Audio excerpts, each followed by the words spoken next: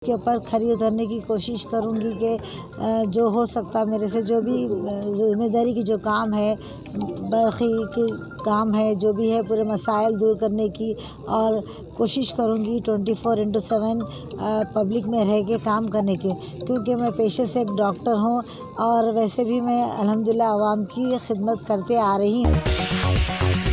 बिस्मिल्लाहिर्रहमानिर्रहीम।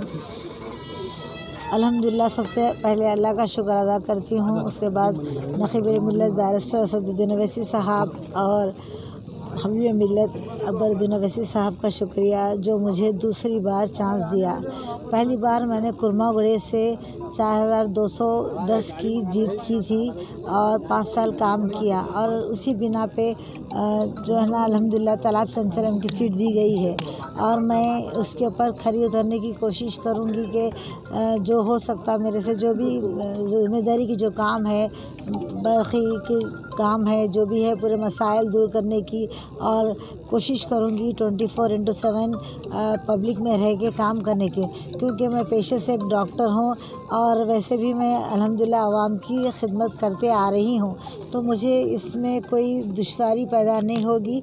और इससे पहले पिछले बार भी मैंने काम किया था।